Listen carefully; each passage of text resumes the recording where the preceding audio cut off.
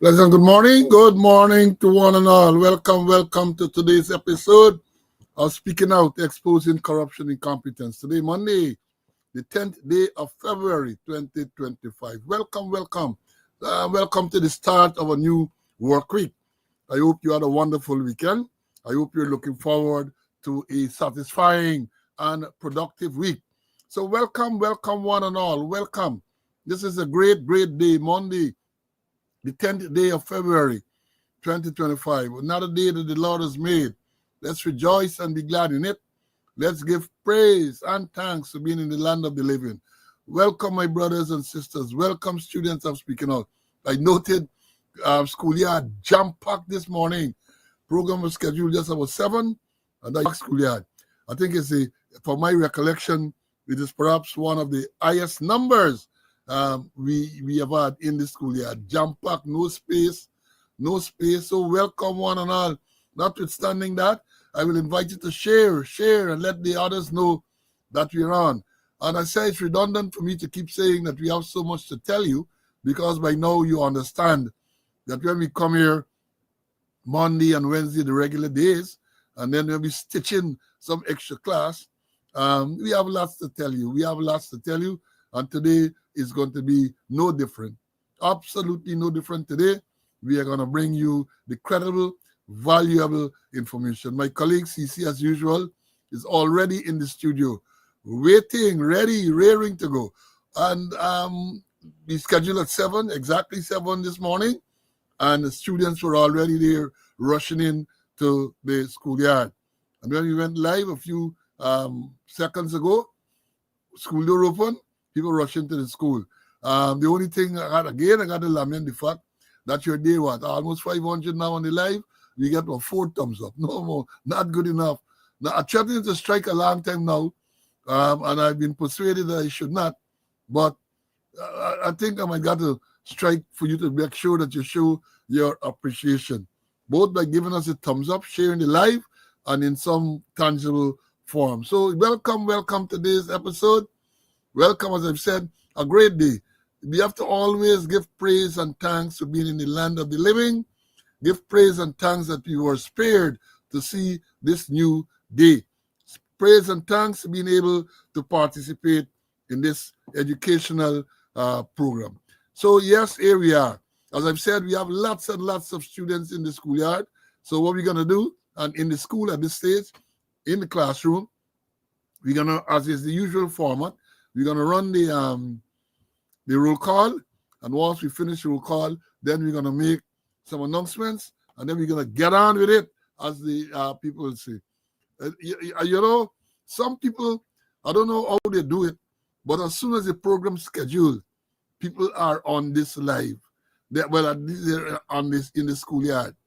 Because what I will do, I will schedule the program, and once the program is scheduled, then I have to enter the studio, which takes like about a few seconds and so on. I can tell you, from the time I schedule and enter the school, the program or the studio, people are already there waiting. And this morning, the first was Tessa. A lot of people came in at 7.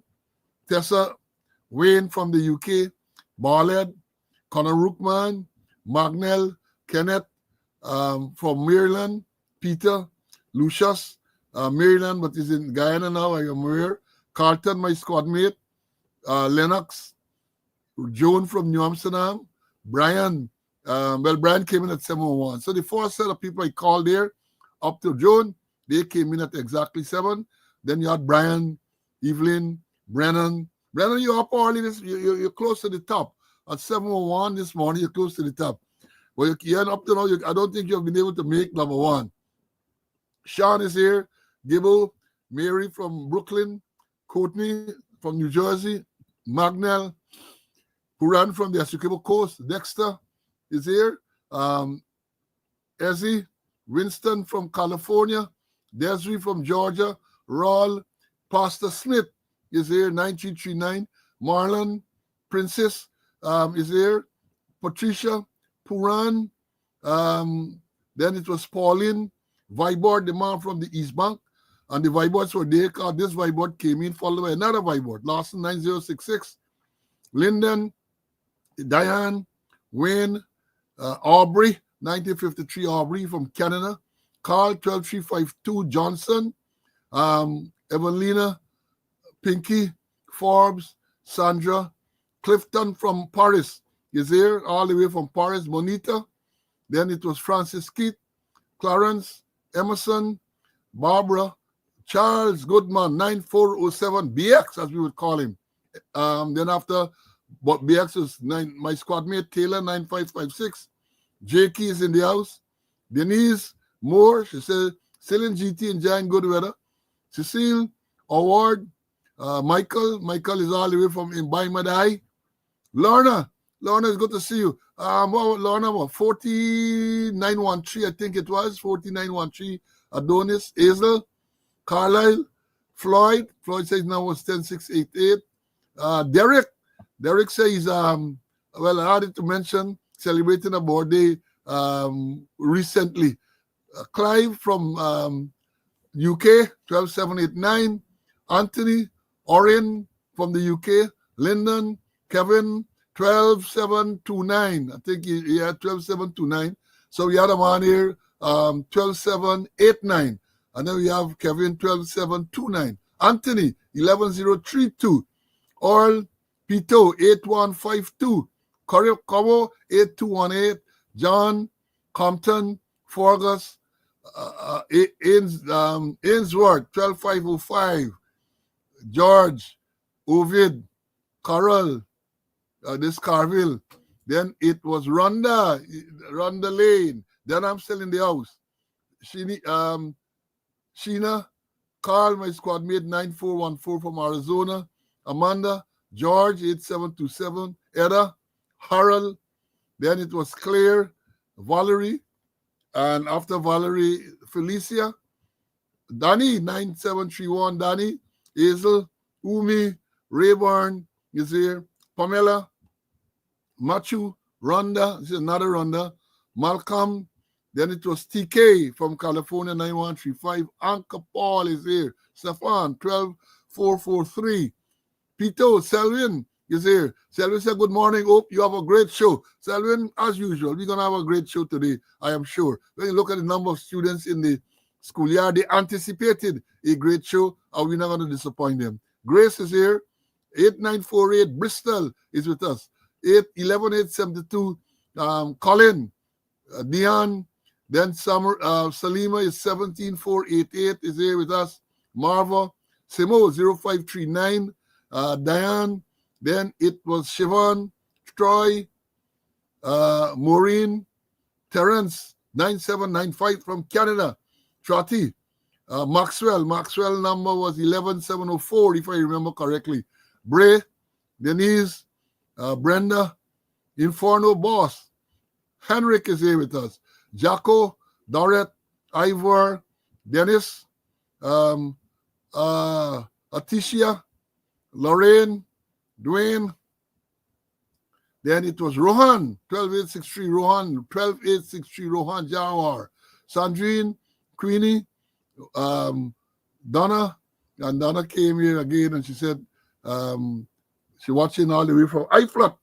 Then it was Marcus, John, Karen, Barbara, Michael, Gordon, Cheryl from New Jersey, Marcia. Then it was Cranston, 15837, Selwyn, Isabella, Annette, Norbert, Divian, and he's there with his wife, he says, watching. Nigel, Royston, Akko, Grantley, Russ Ricardo is here. Janella, Orette, Everett, the man from Texas, is here with us. Doreen, my squad mate from Canada, W349. Joseph, May, Trevor, Moses, Olive, good to see you here. The original black man. Albert, 0892 is here with us. Phil, Clay, Claremont, Charles is here. Then it was Paul, my namesake, Lyndon, Vernon, John.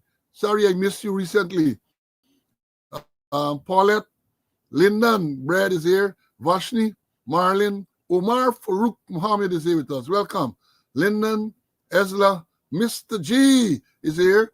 You said we're all in this fight together for better God. Of course we are. Kwame, Floyd, Kerry. Kerry complain about the cold. You enjoy Guyana for too long. That's the problem. You were in Guyana for too long, say, come back now, little cool. We gotta catch you. You're making nice. Borlin. Hope you brought back, that is Kerry. Hope you brought back some eye wine for the bones. Lokesh is here with us. Charlene, 15425 is here. Joyce. Then it was Nadia, Roderick, Lennox, R. Crawford, Ralston, Boo, Alexander is here.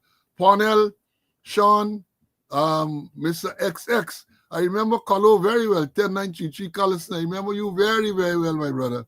Orville is then David, Bert, Junior, Marvin is here. Roy, Leslin, Vibert, 7464 is here. David, Harold, then it was Joseph, Marlon, Mandela, Delan, Mortimer, Jason, and the last person in the schoolyard was Dion. Then after that, you see, you noted the number of students that were there. Abu, Joan, Carlton Popo is here, Steve, Simoa, then it was Brandy, Faye, and the list goes on and on and on. Joan, Mary, Audrey, Leon, 78, 9778 is here with us. Right, so the list goes on and on, my friends. Lots of students. Welcome. And let me move in right away to make the announcements. Then I'm going to bring Mr. Conway, and we're going to get on with it. We told you sometime last week, I think it was, about the death of retired ASP Terrence Allen. His number was 8756. I got word this morning that he's going to be buried Saturday the 15th. Stanley Tongue, I think it is, West Coast Demerara. Stanley Tongue is West Coast or West Bank? Stanley Tongue and the West Dem, then, to be correct. Stanley Tongue, the funeral is going to be next Saturday, wake, Friday night. That's it. I'll give you all the details on Wednesday, but I got the details in terms of the funeral next Saturday coming. So let me, having said that, we saw the sad news over, I think it was yesterday, that a couple died in a fire, West Demerara again, fire, and they are saying that it's electrical in nature. Yeah, thanks me, because I said West Coast, then I said, nah, I was a commando over there for some time, so right away I know something wrong. That Stanley Tongue is not West Coast, Stanley Tongue is West Bank, right? West Bank, Demerara. So thanks, student, for that correction. Yeah, I had written down, I might have made a mistake when I wrote down West Coast Demerara, but as soon as it came out of my mouth, I said something so wrong. As a whole commander of Region 3, I know Stanley Tongue can be West Coast, Stanley Tongue is West Bank. So thanks, students, for the correction. Yeah, so you had this tragic fire. A couple died in the fire, and they're saying that the fire is electrical in nature. So condolences to the relatives, friends of the deceased person of Allen and that couple that died in the fire yesterday morning. I tell you how Guyana is tragedy after tragedy. Last weekend, it was a spate of fatal accidents. Now yesterday, fire, and the couple died, and they say electrical. I haven't seen all the details, but they say it's electrical in nature. So that's the sad announcements, and then we go on to the happier ones. And today we want to ex-inspector James Victor. James Victor is celebrating a birth anniversary today. And then a fella, I don't know if he's on the program, CC, but today I understand is a birth anniversary of a very good, very, a person is known to us, I'll put it this way. We're talking about Vibert Cummins, VG. VG should be an excellent trainer at Linden, and the days of Larry Lewis organized course for VG to pass on some of his knowledge and experience to police officers. So today I got the information that VG is celebrating a birth anniversary. And then recently we had the birth anniversary of retired Commissioner Leroy Bramell, celebrated his 64th birthday recently. Also celebrated recently was retired Chief Inspector Loynan Daniels, 60-20 Daniels. All the policemen will remember Danny. Danny celebrated his 93rd birthday recently, 93, and batting strong. The last time I saw Danny looked so good. So, and then we also had, and Danny was yesterday, retired senior superintendent Ramesh Ashram. Ashram used to be the traffic chief when he and them get around, and he was sent on leave. So Ashram celebrated the birthday recently. Also, ex-sergeant 14856 John Cummings, I think he's on the live. He celebrated recently as well. And my good friend retired, can't remember his rank when he retired, but Derek McCalmon used to be at the Mounted Branch. I think he celebrated his 84th. He said it in the chat, he's on the live now. Celebrated his 84th birth anniversary recently. Another student here, Princess Earl, also celebrated a birthday recently. And I note that former member, retired woman inspector Maureen Kite is celebrating hers tomorrow. So to those who are celebrating today, who celebrated recently, who are celebrating in the near future, best of luck, health, strength, happiness, prosperity. We wish you. We wish you. When you hear people like Danny, 93, Mark, 81, these people are batting very, very well. Continue to bat. Even Leroy, 61. Continue to bat, my brothers and sisters. Continue to bat. Let me bring in Miss Cici, and then we're going to move on. Cici, again, welcome. Okay, good morning to all. Happy to be in the land of the living. Praise the Lord, and we're here to do God's work. I want to shout out to 6020 Daniels. Remember, you was my sergeant on the station at Michael. We had a wonderful time, very knowledgeable. We learned quite a lot of work, a lot of fun. And Leroy Brummel, belated birthday greetings. And Brennan, understand you had a belated celebration over the weekend. Understand it was lovely. I saw some photographs of you and some very important persons. And tomorrow is a special day for a youngster. Tomorrow is my grandson's birthday, Israel Alfonso. Tomorrow he's going to be 11 years old. And you know, sometimes in life, when we are faced with challenges, we have to make swift, certain, and appropriate decisions. I repeat, swift, certain, and appropriate decisions. And let me share this with you. I got my daughter's permission to share it. I remember a Sunday afternoon, me and my wife were at our veranda talking, and then she came up.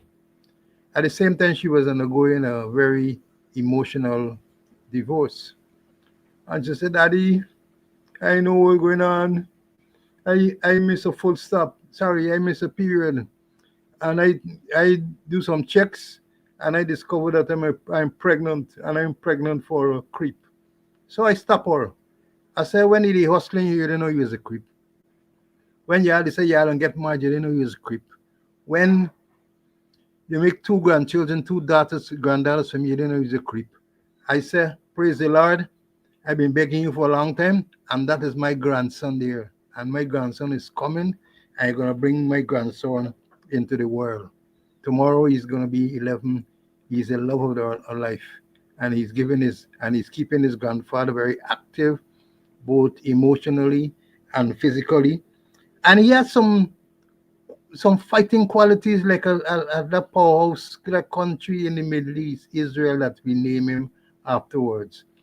So we're utilizing some of those fighting spirit in the swimming pool, because he's a member of the Silver Shark Aquatic Swim Club, and he's doing well. And according to the coach there, he said he has the potential to become a national champion.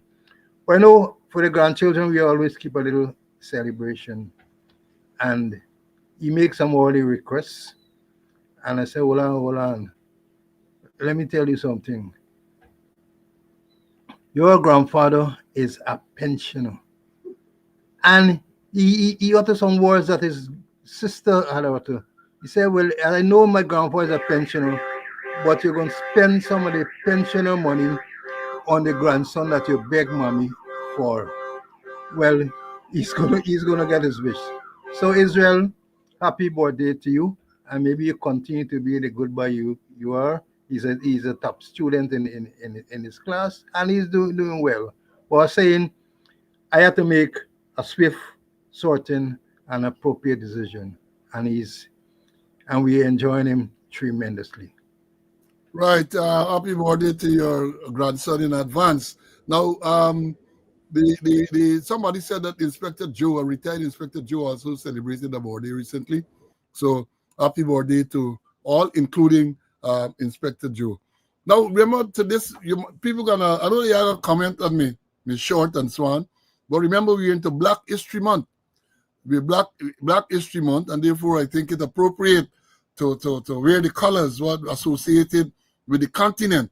So that is why you see me wearing my Black History Month shirt. Now, somebody asked a question here this morning. They're here to teach, and I missed it when I was coming through, but I made a note. The person apparently wants to know that when you move from the special constabulary in the police force into the regular force, whether you lose your service and all that. No, you don't. But it's not automatic. You have to write and request that your service as a special constabulary be added to your service as regular police for superannuation benefits. Listen to this carefully. You write and you make a request. Of course, you're going to say when you joined, what was your number, and that you were enlisted into the regular force, when, and you're asking for your service in the special constabulary to be added to your service in the Ghana Police Force for superannuation benefits. That is what I did. I was a special constable. I joined in July 1973, and coming down to the end of my service, I wanted the SC service. I think it was a year or so, but I wrote, and it was then granted. So that was added. A man asked me the other day, he said the maths are not enough because you say you joined in 1974, retired in 2010, and then you say you had 37 years. So I had to tell him that was because my service as a SC came over to the service, the regular service for superannuation. So for that person who asks, that is the answer. Make sure that you write and make necessary requests. I hope these people who are in the system now understands how it works. You could always look back and see what has to be done so that you can get your service. That's it saying she got mine too. She was 15. She was 1524, 1524. Yeah, that is what happens in the public service. But as I said, it is not automatic. You have to write and you have to ask for it, right? So the service comes across for superannuation benefit. Let me understand that.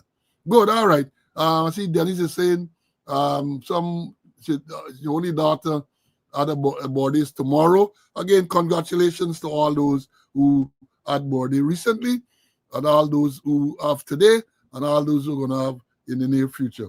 Now let me move on.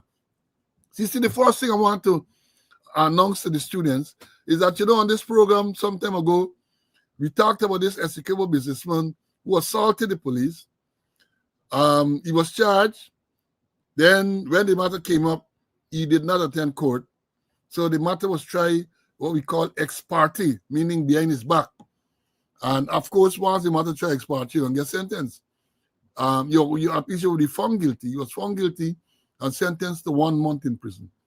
And I learned through some sources that the commitment warrant, even though issued by the magistrate, that we explained to you that once a magistrate sentences you, then they got to write the commitment warrant. Now this thing where you hear the police cooperate communication, you the self was sentencing warrant. There's nothing like a sentencing warrant. It's a commitment warrant authorizing the prison authorities to keep you. Unless they see that warrant, they are not going to keep you. Whether it's on remand, whether it's a sentence, prison is not going to take you unless there is a commitment warrant. So they never took the commitment warrant for this executable businessman to the prison. And he was there in the hospital somewhere, I think it's Saudi hospital. So the intention was that he was not going to serve this time in the prison. And we made some noise here. We pointed it out. And it was last week, I think it was. They hurriedly took him to the prison. Hurriedly. Instructions came from Joshua, we understand, and they took him. Now, over the weekend, I think I understand that he has appealed the 1 month sentence. He assaulted this police. Here was the story. He was charged for assaulting a police. He did not turn up. I suspect, therefore, that in order for the magistrate to have had an ex parte trial, the magistrate would have been convinced that he knew that he had to turn up in court, either because he was summoned or because he was released on bail to turn up. The magistrate should have, let me commit myself, the magistrate should have satisfied ourselves that this defendant knew he had to go to court. So based on that, the matter was tried. He was found guilty, sentenced to 1 month. He appealed. Now, let me tell you about a story before bringing CC. There was a man in Guyana named Rabbi Washington, House of Israel, Rabbi Washington. If you all know much about Rabbi Washington, ask the Minister of Labor, Pulauri Joe. He was one of the disciples of Washington, Rabbi Washington, House of Israel. Let my people go.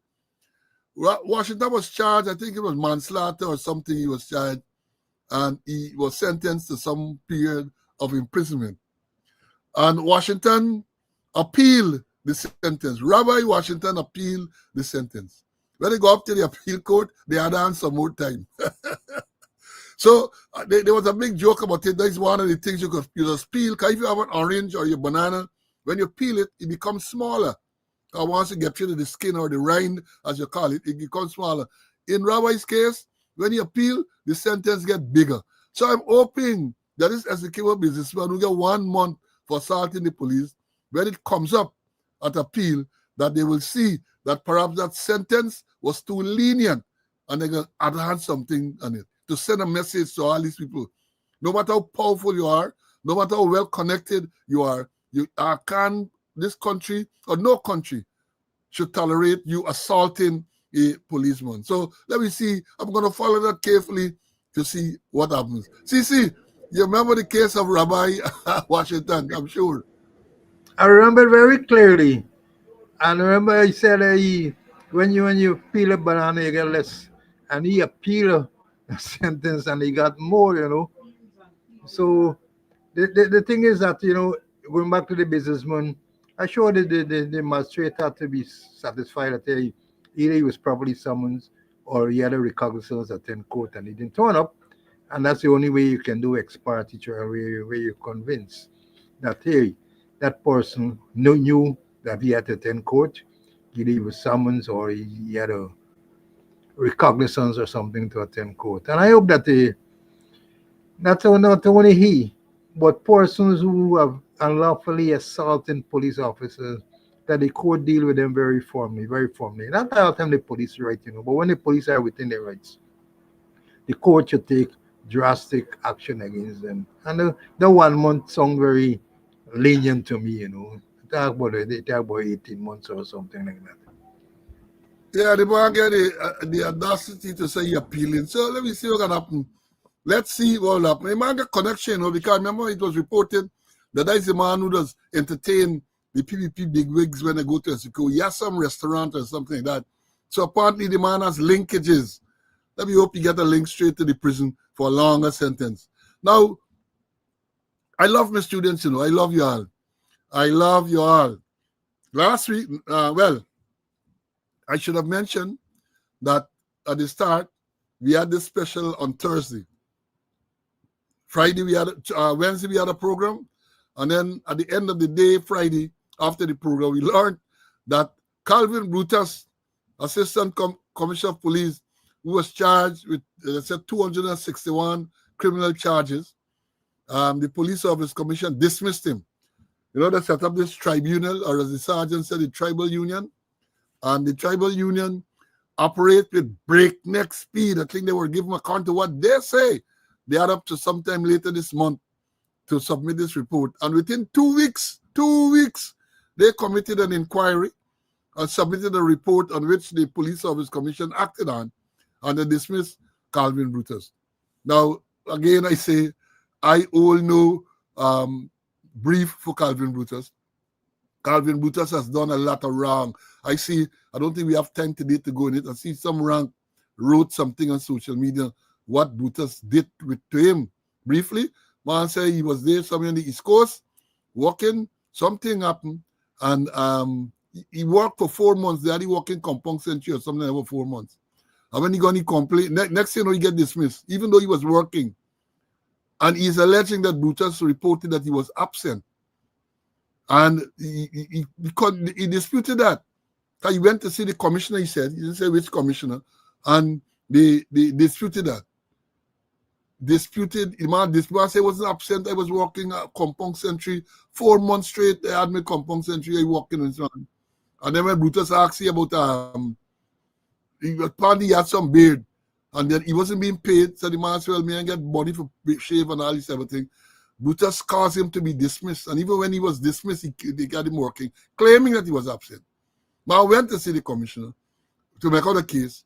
They asked in the diary for the records. The records disappeared. Man, somebody wrote that on social media. The records disappeared. Right? So I always brief for Brutus. Brutus wicked. But let me tell you this. This old tribunal where they set up was totally unlawful. I see a prominent lawyer wrote it, unconstitutional commission.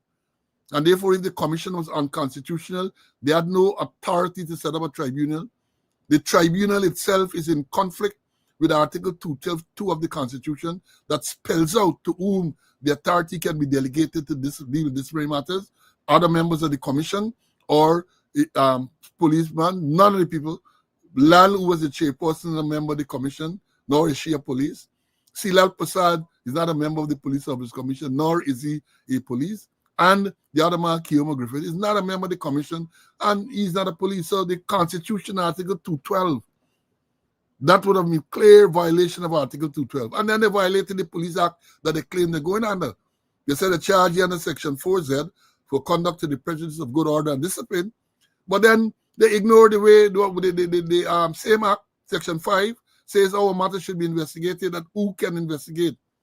Section 5 says an inquiry should be conducted. They dispute, they disagree with that, they disregard all of that. And then they knock off Brutus. And as the crystal ball, well, as I told you, I had predicted, if you all remember well, I had said last Monday, it was last Monday, I'll give you the records, it was last Monday. Listen to what I said on last Monday, a short clip. To this, this tribunal that they set up. First of all, again, I might sound a little contradictory. I agree with Brutus not to participate in that farce of a tribunal. Because, as I've said before, there is only one aim of that tribunal. One, for dismiss Brutus. So regardless whether he participates or not, at the end of the tribunal, or as the sergeant call it, the tribal union, he is going to be dismissed.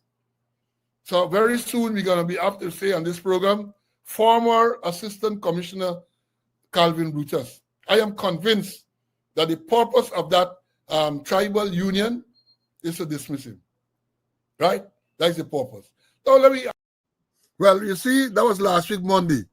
Right? Last week Monday, and 48 hours after, he is dismissed by the Police Service Commission. So, and since Thursday, since the dismissal, and they want me crystal ball, they want me call me, they want auto number, and they want all sort of things.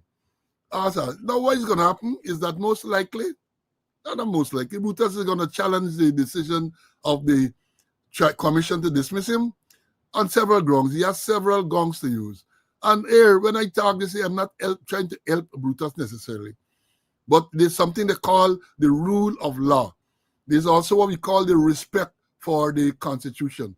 And clearly, they're not doing that. So I feel I have a duty and a responsibility to point out these flaws. And then the lawyers are going to take it from there. But one of the things they said in the one of the charges to conduct to the presence of good order and discipline is that he instructed the police finance officer to make out a check for 13-point-something million, I think, to pay to him, Brutus, or his company, for things that they supply, which is contrary to the standing order. It is contrary. But then, if you recall, Thursday, the question was asked. This is a police finance officer, a superintendent, Prasad. I think it's Bharat is his first name, Prasad. He's a police finance officer. One would expect that he knows the financial regulations and everything to do with finance he should know.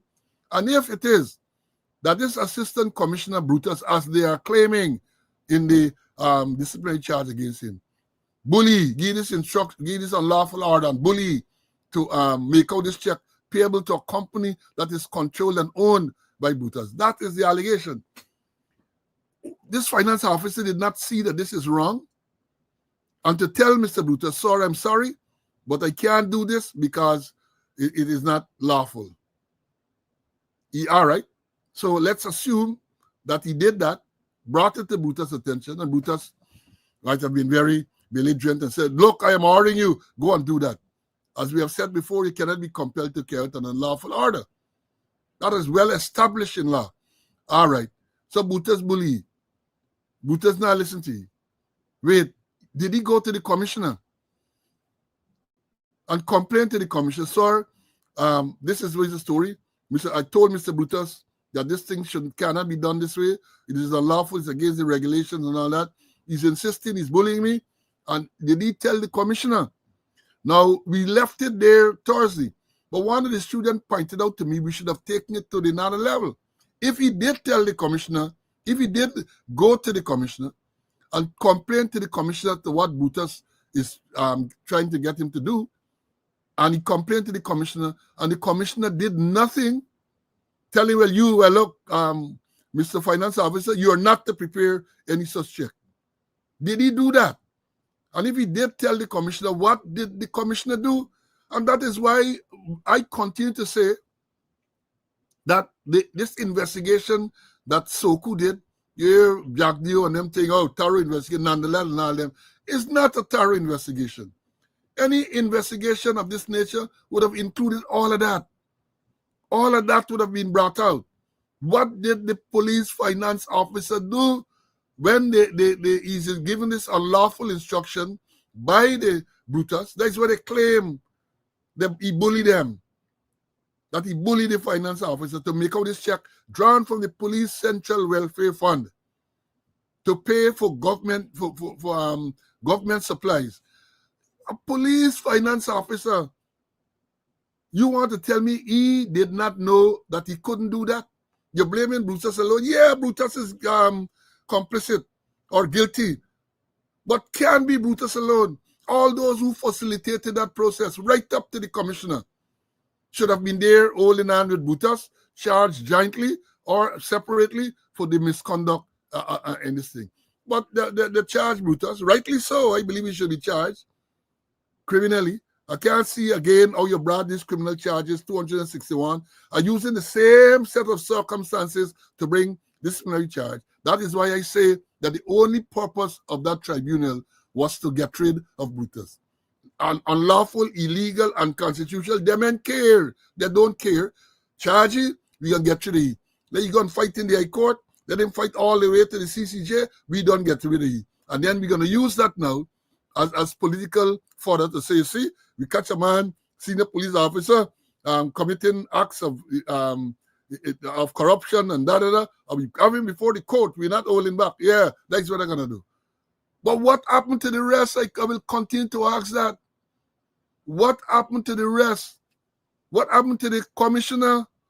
Brutus is a man under the commissioner. And if Brutus is committing all of these illegal acts, you want to tell me the commissioner and no? And let me put it this way. If he know, it's because he's incompetent. And if he know, and then because there's some amount of collusion. There's a logical conclusion to come to. You can't convince me or any reasonable, sensible person that you have an assistant commissioner in charge of admin, all right, in charge of admin, he controlled the purse string, that he could have committed all of these irregularities, illegalities, and the man who is in charge of him is not aware of what is going on. The people below then complain. This thing, and I thank the student for bringing it to your attention to say that, yeah, the finance officer should have complained to the commissioner. We don't know if he did. And if he complained to the commissioner, and the commissioner still allowed this illegal act to continue, then he is complicit. Then he is complicit. And that is why I say again, and I will continue to say, that this investigation, what they do for Lekong Brutus alone, for Cho Brutus and the boss, is not a proper investigation, because all of that would have been revealed. You have a situation where at the police consumers co-op, they are alleging in one of the charges that he instructed the manager of the police consumer squad to draw a check for 60 million or something like that, purporting to repair some building.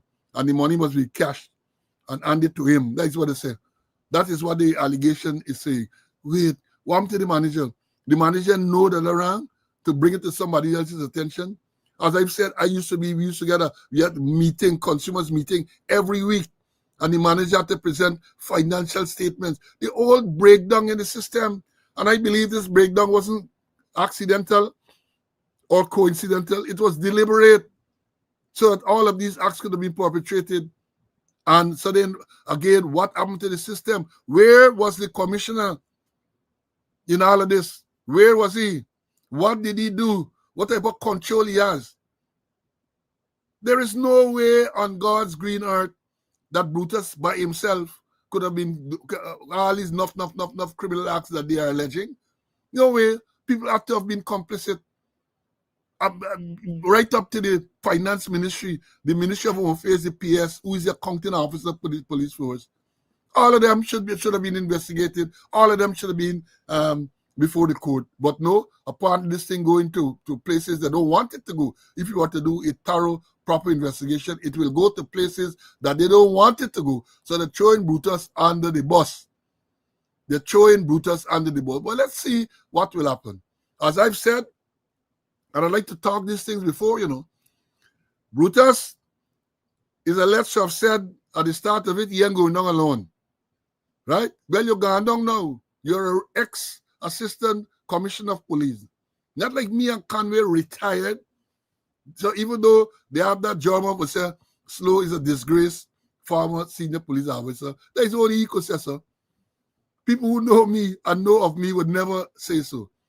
So Brutus is Brutus is the person we got to classify as a disgraced former senior police officer. So now that you're gone, Calvin, you're sure now nobody ain't batting for you. And this should not be a single wicket cricket. Not for you and over single wicket and all of that.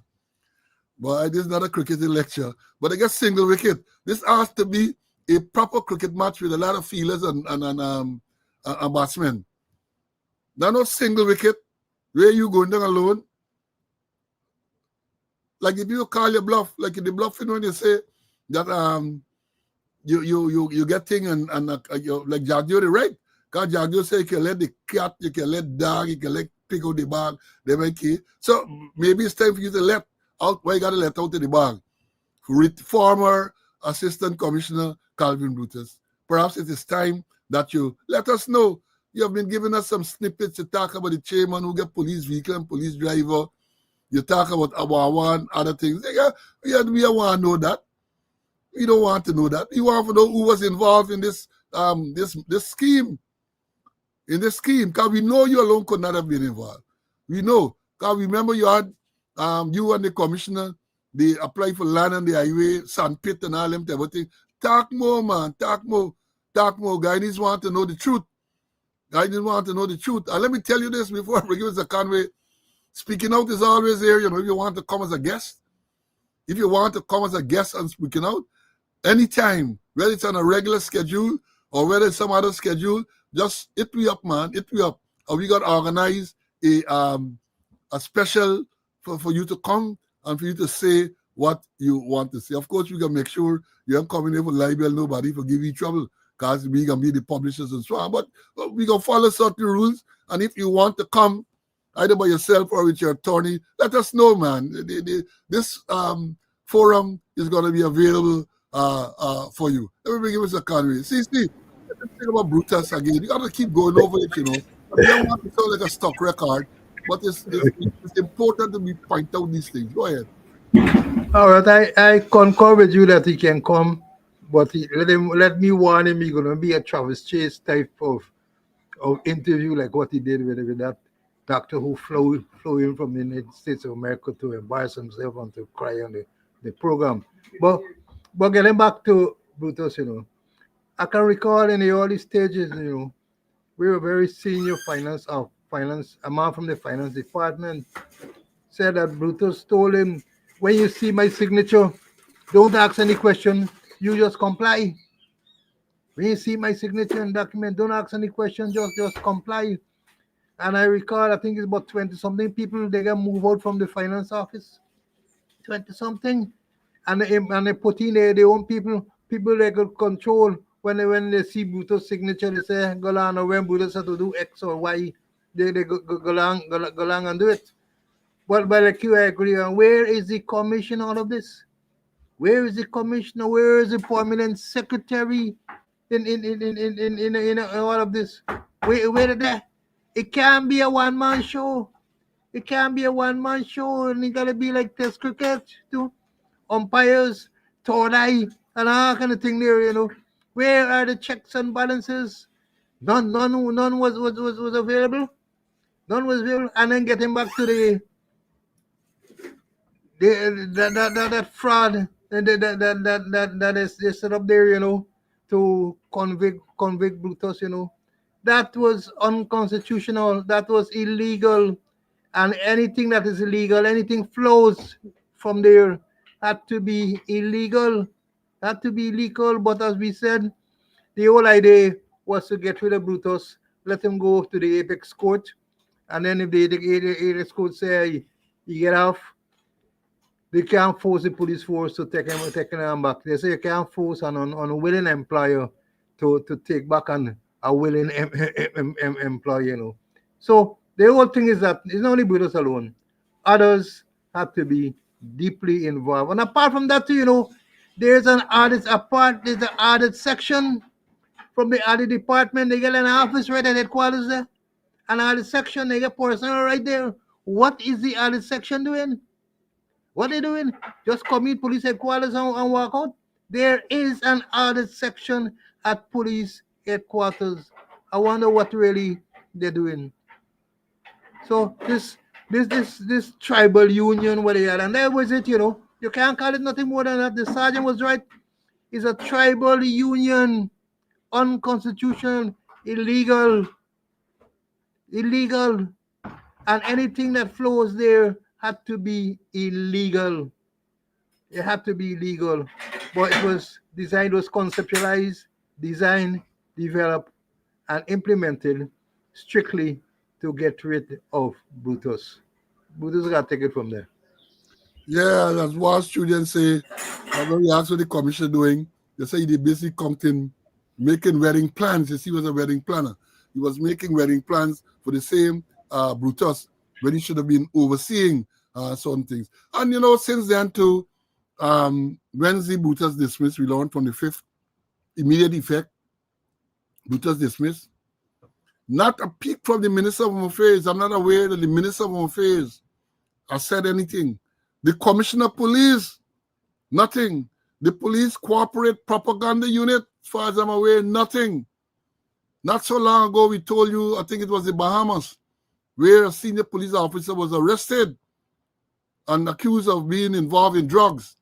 The Commissioner of Police came out with a statement. Commissioner of Police came out with a statement in relation to one of his officers being arrested and accused of being involved in the drug trade. And a few days after the statement, the man resigned. The commissioner, commissioner, call it vicarious liability. The commissioner is liable because this man under E did this illegal act. The commissioner resigned.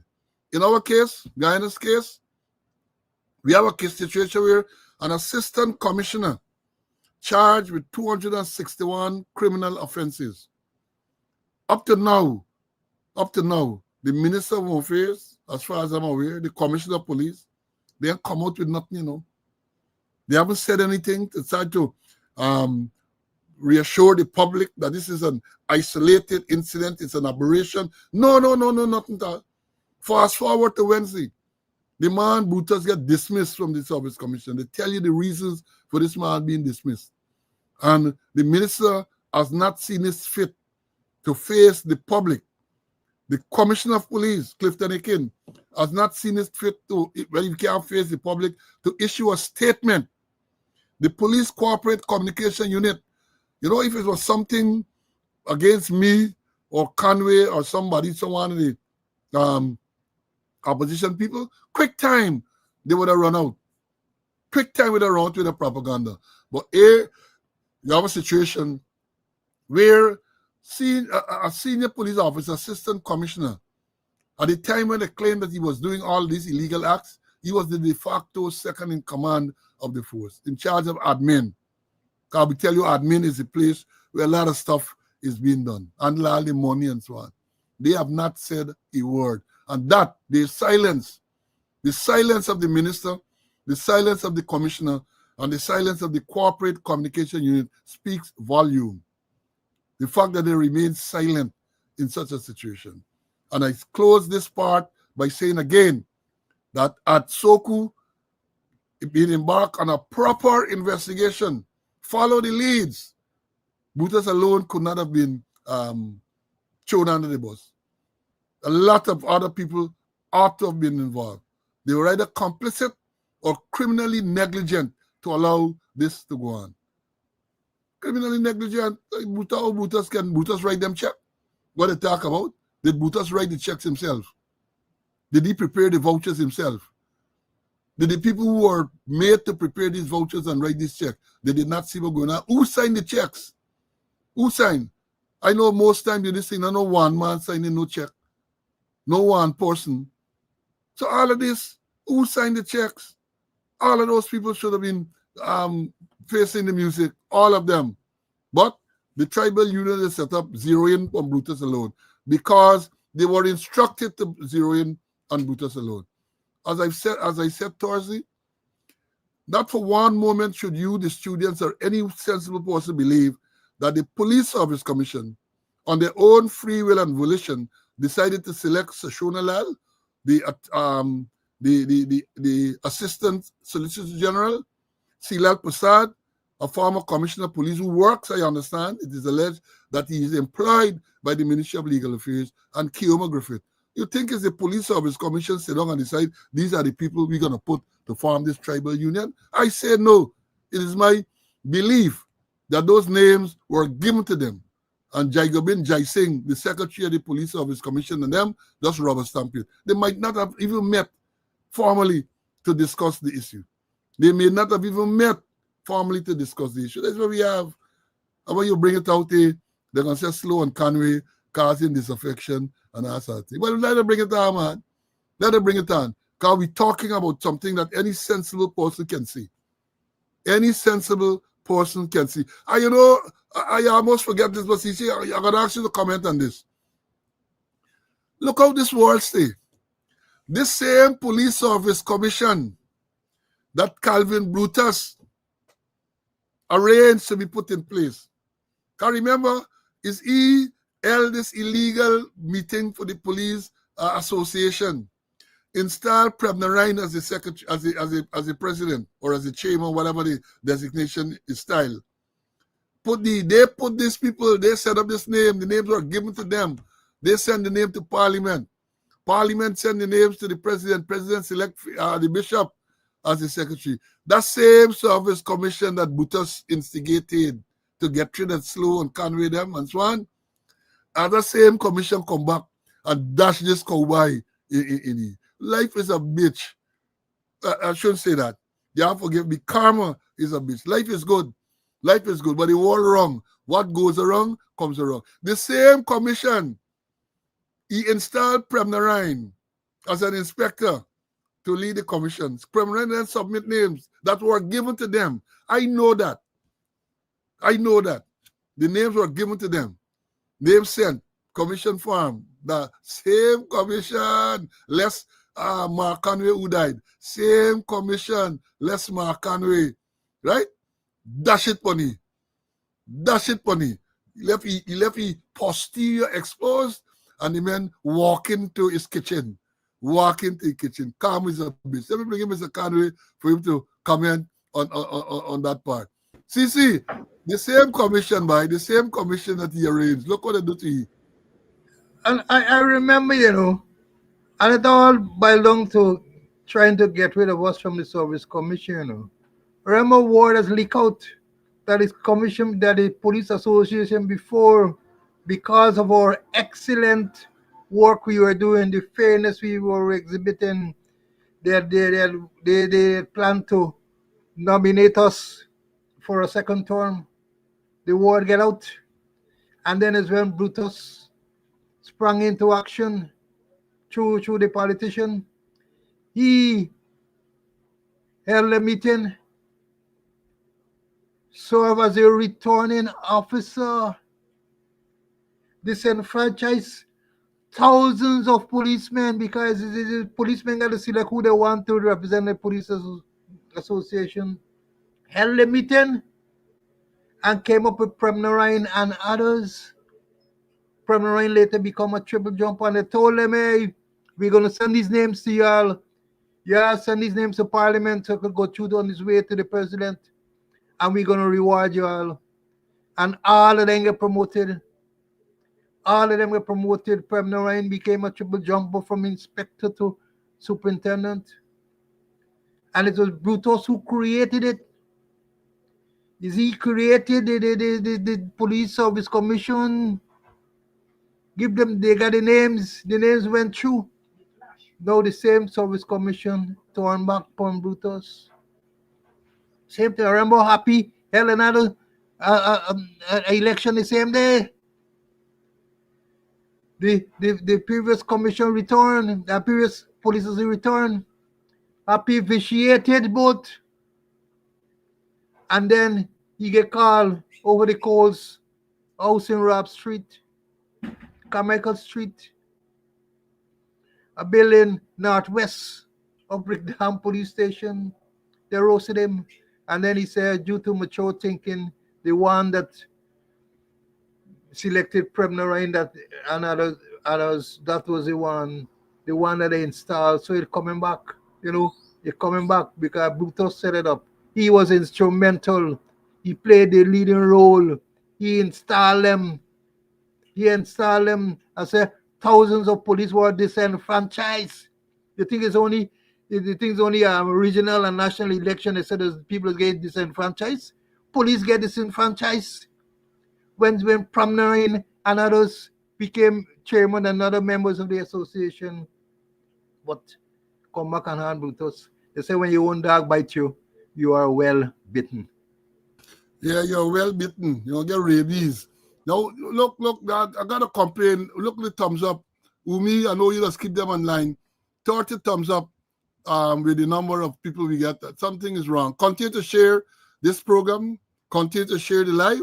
And we're going to we got more to tell you. And as you know, I love my students, you are very bright, brilliant students, outstanding students.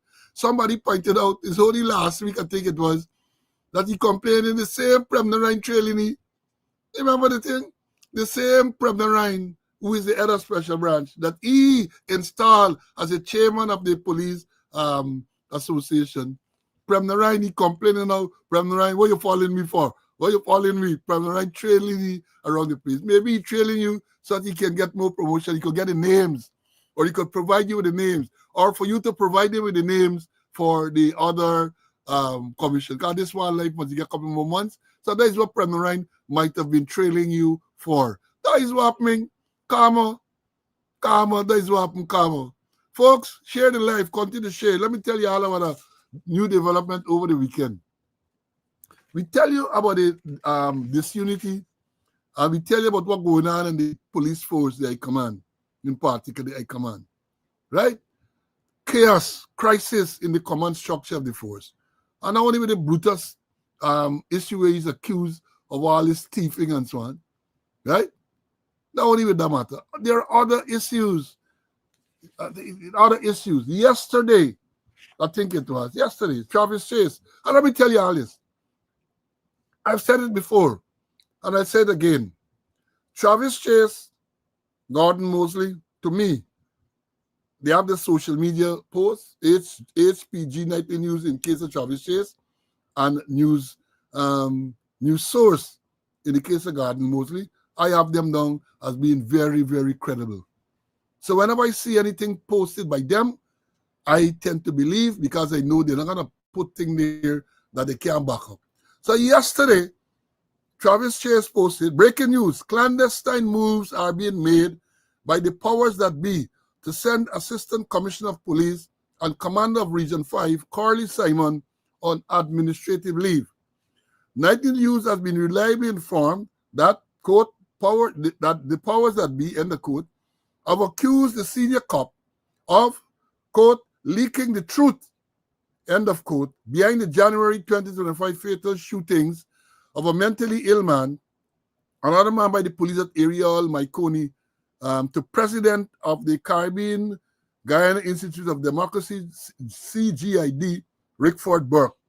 Contacted on Sunday, President of the Caribbean Guyana Institute of Democracy, Rickford Burke, told his newspaper that, quote, it is impossible for them to send him on leave for an accusation since I don't know him. I don't know Simon.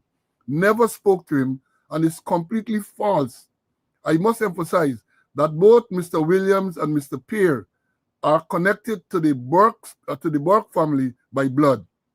A source close to Ivlay related that without any investigation, the powers that be are moving, quote, at breakneck speed, end of quote, to send Mr. Simon on leave, and a replacement has already been identified. Now, let me tell you what's going on here. They're accusing, according to this article, the powers that be, whoever they are, whether it's inside the force, inside the country, inside the government, the powers that be, are moving to send Assistant Commissioner Corley Simon, who is the Commander, West Coast Borbis, Region 5, I think his office is located at Fort Wellington, on administrative leave. And they said the reason why he's been sent on leave, that's what the article is saying, is that because they say he leaked information to Rickford Burke about the fatal shooting which occurred at Ariel Maikoni in January. That shooting that they're referring to is where the man, would say, a mentally ill man, and the other man who was trying to subdue the mentally ill man was shot and killed by the police. We saw the tape. We saw the tape where the police opened fire, right? Indiscriminately, I would say. They opened fire indiscriminately and they end up killing the man. They end up killing, look, let me show you all the tape.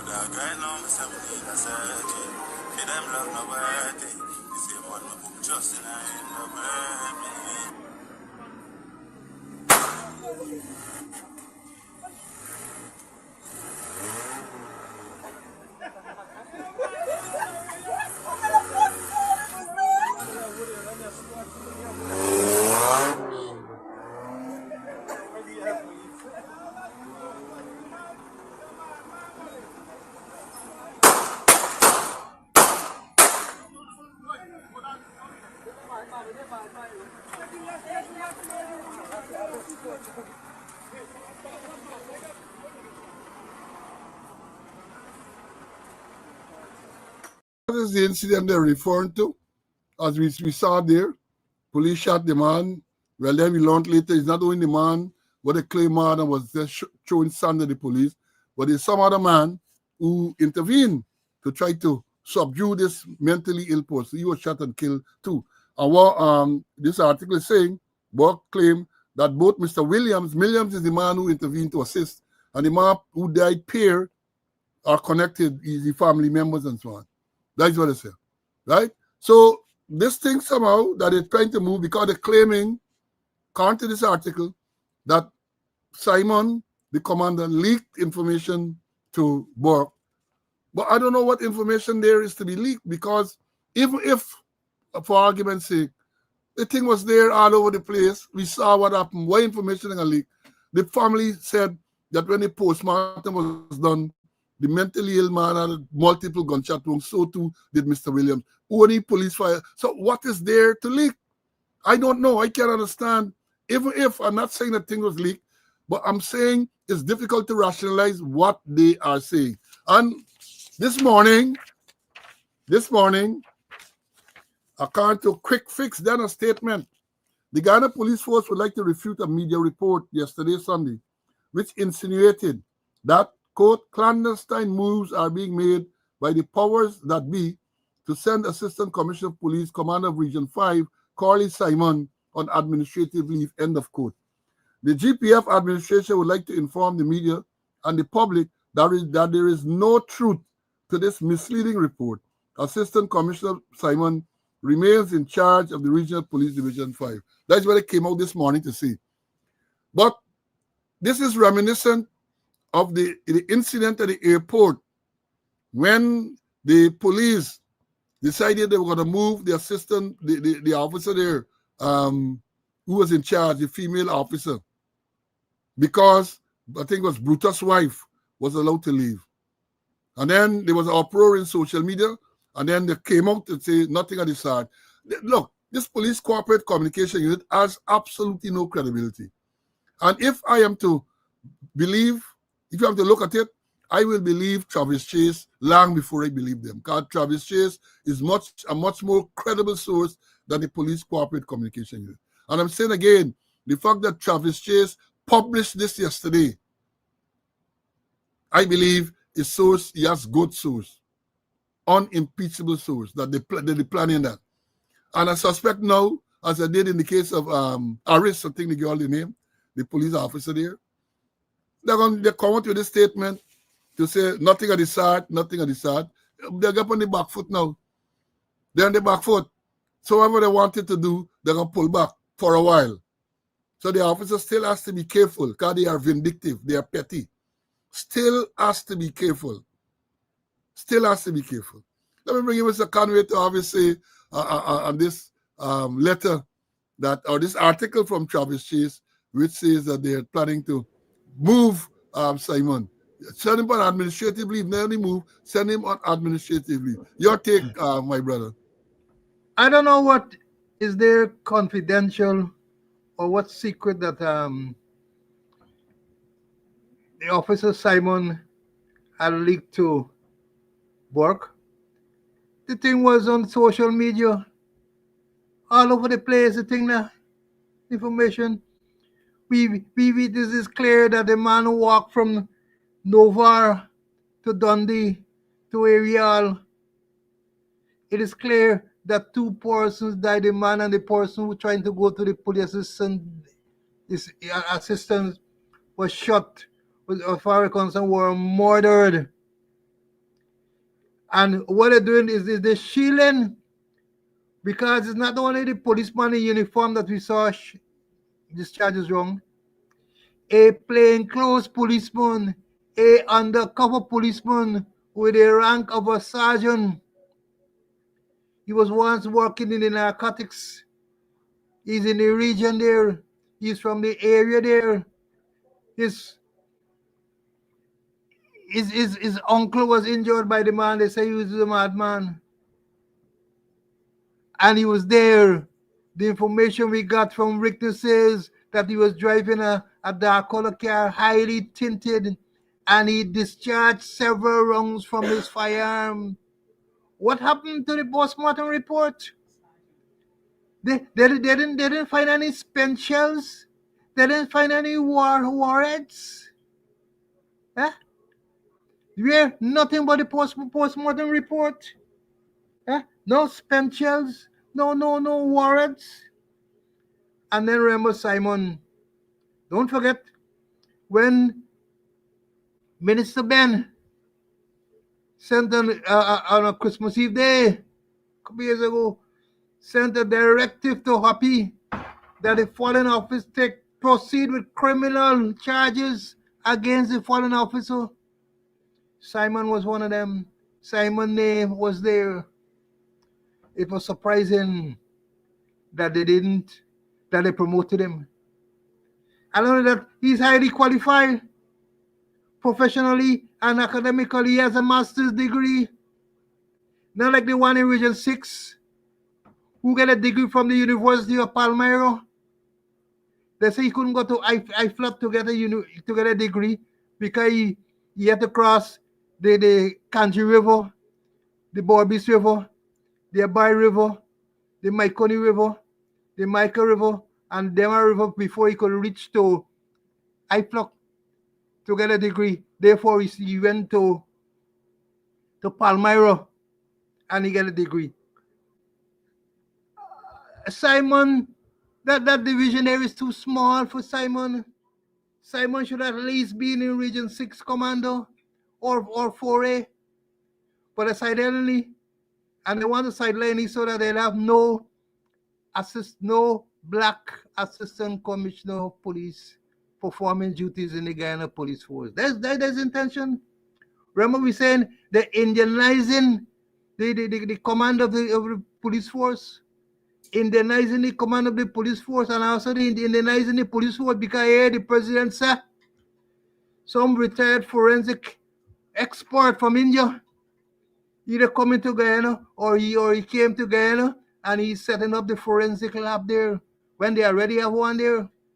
So it's part of Indianizing the command of the police force. That's why they asked him with Simon. So there'll be no black assistant commissioner in active duty in the Guyana police force. And like they did with the immigration matter, when Brutus' wife left, they tackle the deputy chief, the second in command to the deputy chief immigration officer.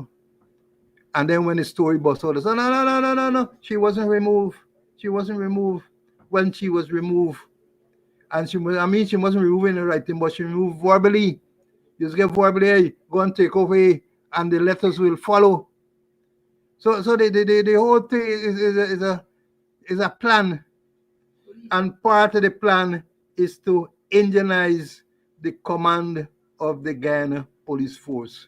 You see, they're bringing them out from India to do forensic science. I mean, see, talking about forensic. We mean, see, when last we hear that they find some weapon or some evidence somewhere at the scene of a crime and they link it to somebody.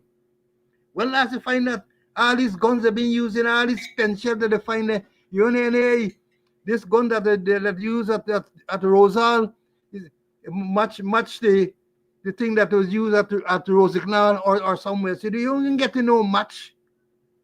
The ballistics and working, but they're trying with Simon, and Simon gotta be careful.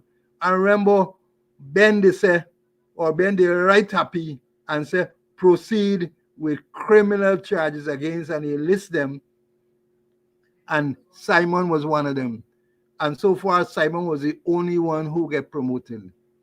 And he's highly qualified professionally and academically. And as far as it's concerned, that Region 5 is too small for him. He must have a command of a bigger region. But that's what they're doing there, Indianizing the command of the police force. Marginalization, they're marginalizing it. And you're correct, Mr. Conway. You're very, very correct, my brother. In that list that Robeson, the Minister of Home Affairs, with RP on the 24th of December 2020, Christmas Eve Day 2020, right? Simon was one of the men who then wanted charged criminally. And I saw the correspondence that Brutus sent to Simon, which stated, if I remember correctly, that Simon at some stage was at the narcotics branch. And years before, he claimed that some allegation was made against Simon at the narcotics. That same Brutus wrote that to Simon, right? Same Simon. So they had him in the crosshairs for long. They had him in the crosshairs for some while now. And you said that he's highly qualified? Yes, he is. And he has an MBA. Yes, he has an MBA. But remember, MBA, YMBA, get MBA. And look, they say you can get MBA too. But Mr. MBA is different. Mr. Brutus accomplice. That is what that is the MBA that he can has. Mr. Brutus accomplice, MBA. So don't say MBA, we gotta be careful what we're talking about. And I'm here just a comment by a student. Let me put it up. Fortwell is saying that he thinks that that should address the issue of civilians intervening in police action. I think to some degree that Mr. Williams contributed to his demise. Why was he attempting to subdue? No, I can't agree with that. Mr. Williams is a man from the same society. He tried to assist the police by trying to subdue the man. The police are the ones to blame, because if you see two men, the same mentally ill man, and you see somebody there, they must have seen this man trying to assist the police. The man wasn't attacking the police. And they just fired indiscriminately. We saw the tape. Bow, bow, bow, bow, bow. Indiscriminately. I'm a marksman. I'm a marksman. I can hit whatever target I aim at. But there's no way, given the circumstances that was described, even though I am a marksman, that I would fire in the manner they fire. Even if you have to fire a wrong, someone aim wrong, one aim bullet, and I'm sure that with my skill, I can take out one, which is the madman if you wanted to take, if it was justified to take out the madman. But you have this police, 2 men there scuffling, and bow, bow, bow, bow, bow. We are about 6 rounds fired. How can you justify that? And the same Myconi, as we said, 2023, I think it was New Year's morning, they say half an hour after midnight, we had the incident at Huntley, Myconi, where the police corporal McPherson was trying to arrest a man, Bergberg. And the other policeman said in a statement that he fired a few rounds in a direction. He killed both of them, the police and the next man. He killed both of them. And I'm making the point that when these things happen, not only the ranks who are involved ought to be held accountable, but the government should be held accountable as well. Because if you're going to give firearm to people who are obviously not trained to use them, then you must share some of the culpability. And that's the reality. You got to share some of the culpability. So, Mr. Fortwelly, I can't agree with you. There is a man who trying to assist. The man trying to assist, you know. And it's the police decide that they're going to shoot in the direction of this man. The fact that this man was there trying to assist, any reasonable person should have realized that, hey, I can't shoot them now. No matter how skilled you are, even with the type of skill that I get, because remember, it's a dynamic thing. It's men moving. Men are going to be in one place. This man trying and everybody moving. So it's a dangerous thing to do that. And when you go and shoot all them wrongs that you got to shoot, that's clear case of at least manslaughter. Clear case. Right? And well, I'm saying that was one bad one. But comment, look, the law caters for the police, for people to assist the police. And we cannot advocate on this program or any other program, no reasonable person should advocate that if police in a situation, that civilians should not go to their assistance. They should. They should. They have a duty, a civic duty to assist the police. And we can't get to the point, we should never get to the point where we decide, left them on their own. No, civic-minded people should assist. And the police should recognize that and therefore act more judiciously. So let me understand that clearly. Let me ask Mr. Conway what are his views about that. See, this man said that people shouldn't go to assist the police. The man got his own risk. What are your views? Well, I always like to follow the law, you know. And I have Police Act 1601, 16:01. Under the heading, duty to assist members of the force. Section 17.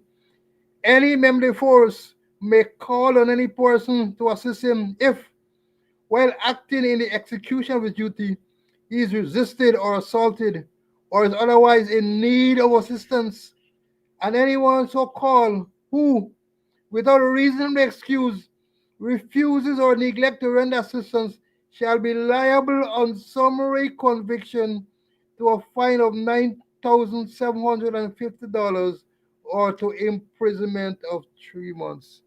It is clear in the law that the police can call on you to assist them.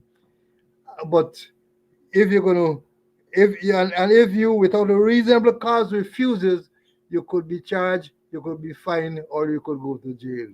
So it is the law is very clear that members of the public, it is a duty to assist the police force in the execution of their duty. Full stop.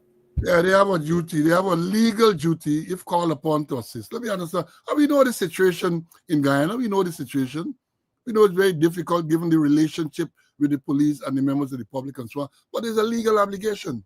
There is a legal obligation. I would think that, and they said if you refuse to go without reasonable cause, it means therefore that the onus would be on you, the member of the public, to prove that you had reasonable cause not to assist. Right? So let me understand it. Now, let me move to the next subject. over the past couple of days, we had this issue with some publication play on social media that the Mohammeds were distributing $100,000 to people, the first 1,000 people who turned up at the Lombard Street. Let me play the news clip, and then we're going to deal with it on the other side. Here we go.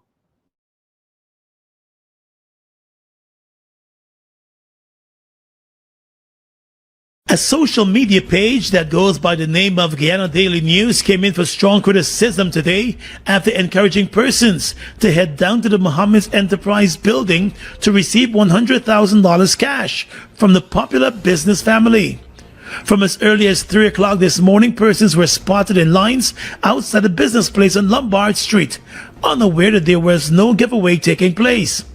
By sunrise, as reality started to rise on them, the Mohammed Company issued a statement, lashing out at the Guyana Daily News, which appeared closely linked to the government and the Sheriff Company for the fake news report.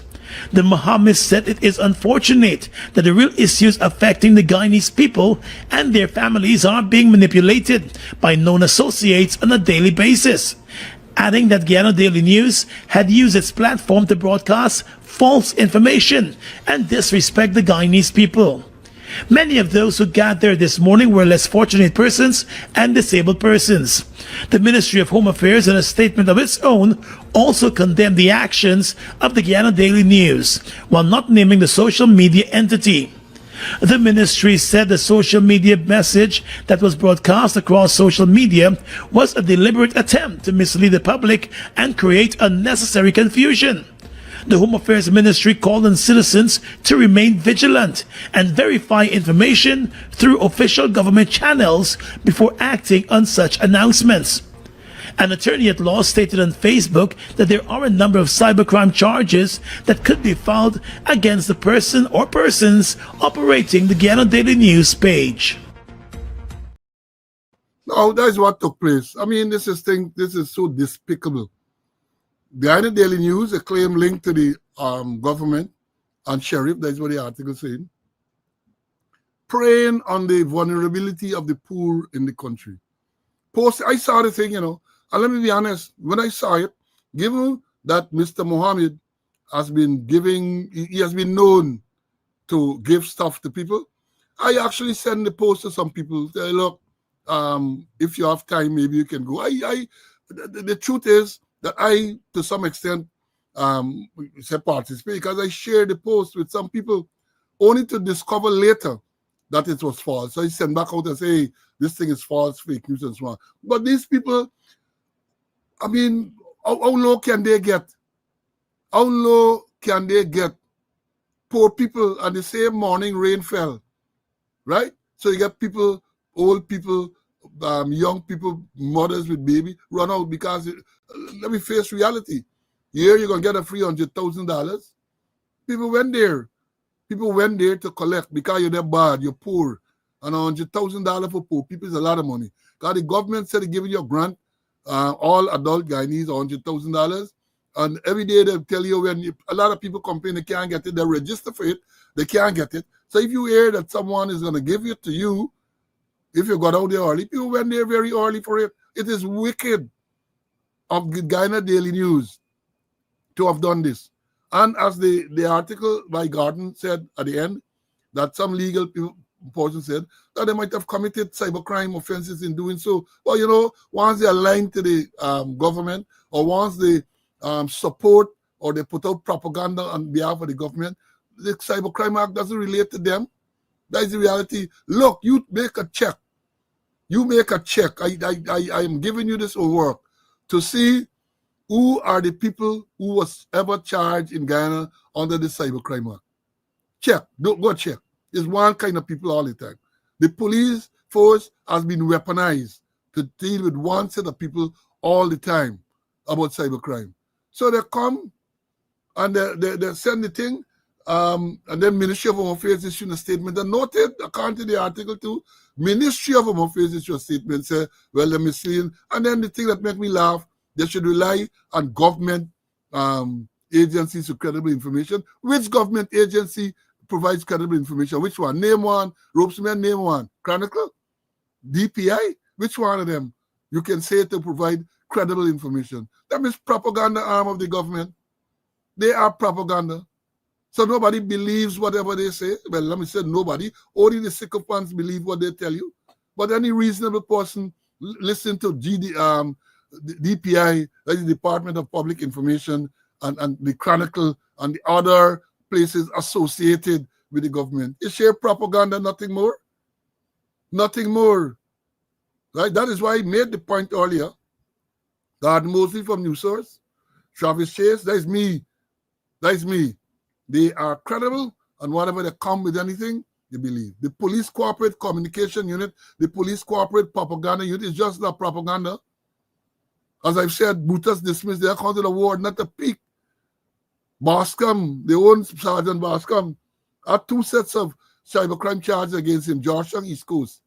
The Georgetown matter was dismissed. Not a peak from them, not a peak. He got convicted for the East Coast thing. Big article, how he convicted. Big article. That is what you have. So they are propaganda, they have no credibility. But the people who did that to poor people, and let me be realistic. Is African in the main, African Guyanese in the main would have turned up. Because when you talk about Lambert Street at the office of the Mohammeds, is black people going to turn up? And that's exactly what happened. To have perpetrated that on black people is a disgrace. But nothing going to happen to them. Nothing is going to happen to them. So even though they talk about breach of cybercrime and so on, nothing is going to happen to them. Let me begin Mr. Conway to make his comment, and then we're going to move on. CC, this big oaks by. What are your views? And then the Ministry of Home Affairs woke up. I'm surprised a statement coming from them. When they should issue statements, they ain't issuing it. We talk about the Brutus matter, no statement. And then look at the Guyana Daily News. Who are associated with the Guyana Daily News? Who are associated with them? It is public knowledge. And it's public knowledge. And in a written statement, the confirmed squatter said he collect $8.5 million from the same persons who are associated with the Guyana Daily News, who has some controlling effect financially and this way, the confirmed squatter collected $8.5 million. So you expect any investigation would be done? They already compromised themselves. And then I expect people will be running there when you see something like that, because the Mohammeds are very altruistic. And people will say, hey, they're giving out, let me go and get to what we're supposed to get. But then nothing wouldn't come out of that. According to Gordon Mosley, there might be cybercrime issues. I haven't examined the law dealing with that. But then they're not going to examine anything. They're not going to look and see if are there any cybercrime offenses committed? No. The confirmed squatter already compromised himself. Quid pro quo. Yeah, something for something. Something for something. You wash me up. And wash on, make hand come clean. You know, and that's the old story. It is ridiculous. And then they, of all persons, the Home Affairs come in and make statement. No way. Yeah. Folks, y'all got to do better than this. You got to share. You got to give us some more thumbs up. I go in and I strike him, but I go in a pause. Because I can't accept 50 thumbs up. And we talking over an hour and a half. 50 thumbs up. Well, you don't appreciate what we're saying? Is that is it that you're rebelling against what we are saying? We are not making sense, so therefore you're not going to show your appreciation? Is that what you're saying? I want to know. I want to see the hands of the student to indicate whether we are saying are making sense. If we are making sense, better we close shop and go and do something more beneficial. You can't come into this classroom and not show your appreciation. You don't have to pay, but of course we ask you from time to time if you want to make a contribution. It is there. So what? Zelle and Cash App, the numbers are there. MMG, for those of you who are inclined to make a little contribution to the upkeep of this program, please. Zelle, Cash App, 718-308-7179, MMG, because You know, for the long while, people have been saying, the people in Guyana are saying, look, we want to contribute, but we don't have the means to do so. So we set up Cash App. Sorry, we set up MMG. And the MMG is there. Somebody says 236. Well, my thing's showing 66. So maybe there's some issue. If that is the case, my apologies. So, yeah. So, as you're saying, people saying they're seeing 236. I am seeing 66 right now. So you could be right. I could be wrong. I'm not going to say to you, you're not listening. You know, the squatter, 83 square mile at Setsu. So let me move on. As we say, things are coming. You know, last week the scandal was with the man from housing. And the Dr. Philip, who came in to clear his name, to get interview on Travis, and he ended up crying. The man cried. Well, he wasn't a loud cry. Water around the eye, and the eyes were red and so on. And that was what going on. That was last week. And if you forget, it was a allegation. Well, not allegation. It was revealed that this man got a whole set of land in Guyana, including land along the Heroes Highway, 30 acres, something like that. And they claim that the man in charge of central housing and planning might have facilitated this arrangement. Right? The man in charge of housing and planning bought a property in New York for $925,000 US. And according to the report, no mortgage was sought after. So it looked like it's a cash transaction. But the man gave me a very interesting take on it. Man said, look, if there's no cash, if there's no mortgage, it means it's a quid pro quo. You give me this land, or give me other land around the place, you facilitate the land, and I am going to reward you with this property. And then we learned that the man get another property. Sherwin Graves, I think is the name, has another property in New York. And I asked the question, is this man a U.S. citizen? Is this man a permanent resident? Are we acquiring all of this property in the U.S.? But I'm sure our brothers in the Fed will be looking at it. And having said that, let me segue into this part. And this is, it's a Ed Ahmad tied to gold smuggling ring. You know, Ed Ahmad is supposed to be associated with the same sheriff group. I think the Ahmad brothers or whoever they are in this thing. They issue a statement. There was some other allegation about Ahmad acquiring land in Guyana. They describe him as a convicted fraudster. He was convicted in the States for fraud. They describe him as that. According to some of the conditions of his conviction, you're supposed to get into the mortgage business or housing business. You're supposed to own a firearm and all of that type of thing. So that was going on. So then we hear the story here now. Yet another case of a traveler who tried to smuggle gold out of the country in chunky, undeclared jewelry has been linked to convicted Guyanese fraudster Ed Ahmad. Ahmad was on Wednesday held at the Chedijagan International Report to Mary after being found with an undeclared gold chain weighing 38 ounces. This is a gold chain wearing 38 ounces, right? That's almost 3 pounds of gold. If I remember well, it's what? Tri-weight for jewelry. Yeah, correct me if I'm wrong. You got tri-weight. When I went to school, the taught us tri-weight and avoid your poise weight. Tri-weight is 14 ounces to pound. Avoid your poise weight was 16 ounces. I've been to school in the old days. That's what I thought. So if it's gold and you get 38 ounces, 14 trees are 42 when last I checked. So it's just shy of 3 pounds. You might get one chain, 3 pounds. They say he was also wearing a gold ring that was 702 grams. The 61-year-old man who has a Parfait Harmony address, West Bank, Demerara, lives in Richmond Hill, Queens, New York. While local investigators opted to remain silent on the issue, Nightly News has been reliably informed that the arrest of the Richmond Hill, Queens man is part of a major gold smuggling ring. Reportedly, Ed Ahmad, who sold several outlets at Lenora, West Coast, Demerara, and who could not have deposited his money locally, is known to be the mastermind behind the latest bust. Quote, the gold worn by the suspect on Wednesday, was expected to be sold in the United States of America and the money returned to Ed Ahmad, end of quote. A source close to the investigation has revealed. Back in January 2024, 3 persons were arrested for allegedly smuggling gold and allegedly gold smuggling and money laundering. They were preparing to leave on a flight bound for United States when the Guyana police force said the gold at that time was valued at over 560,000 US dollars or 117 million Guyana dollars. They said this is a developing story. Then here what happened now? That was then. Then yesterday, I think it was. Breaking news again, Travis Chase.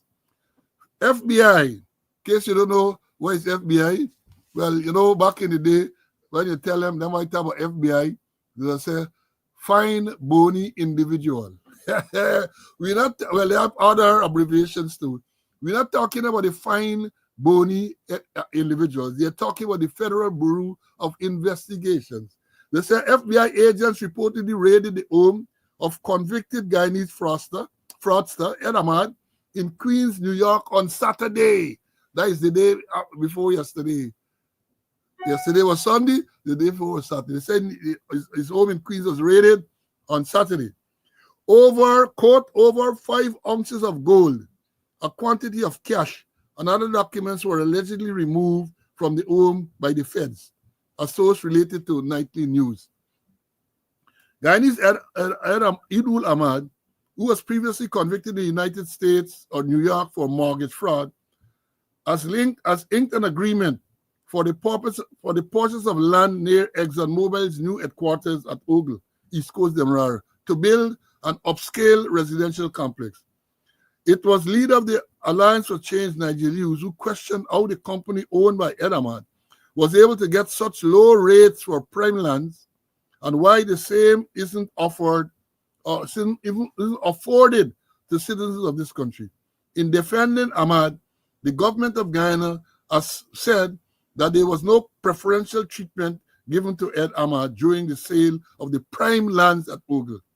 Idul Ahmad has been linked to gold smuggling and money laundering in Guyana through real estate. This is a development story. This came out yesterday.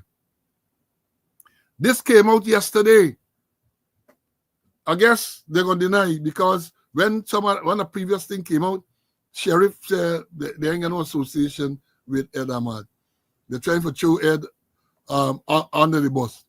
So, gold smuggling, we know about it. People were sanctioned for gold smuggling, but now there's that fancy jewelry.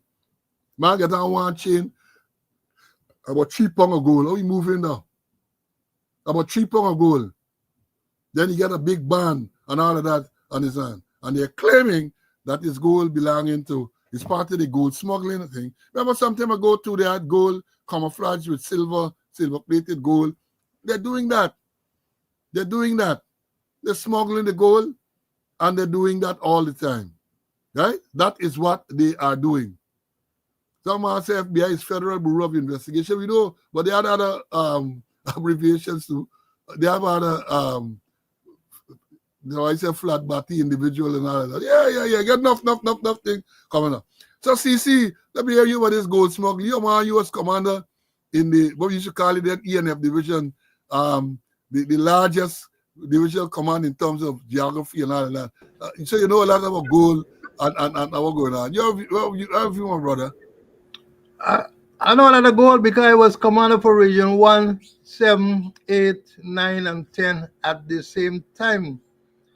And I think gold now is over $2.4 thousand US an ounce, you know. It's very, the price has really gone up. And I remember Jack Dio mentioned some time ago, maybe sometime late last year, that they smash a gold smuggling operation that had connections with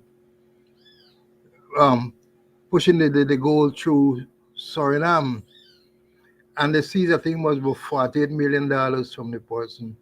But you smash a gold smuggling ring, and you won't recover a grain of gold, a penny weight of gold, no US dollar, just 30 something thousand, 30 something million Guyana dollars. The thing is going on, and gold is the thing. People talking that they're not declaring as they are to now. It's true, but a lot of people are in this gold smuggling arrangement. They're getting as silver plated gold and all sort of thing, you know. What man doing with a big chain there? With all the- and it's not the first time. Things been gained. If you go by a boat, you see people going out, and if you see they around their neck, if you see chain with a good neck, so I'm happy that, you know, at least they're making some effort somewhere along the line and the season. But then you gotta be careful. Is who think you season? There will be a repercussion. Who think you season?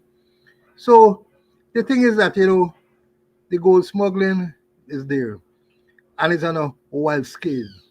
It's massive. It's massive. Jack, you said a smash. But what a smash? 38 million Guyana dollars, not an ounce of gold, not a penny weight of gold, no US dollars. Something ain't meshing up.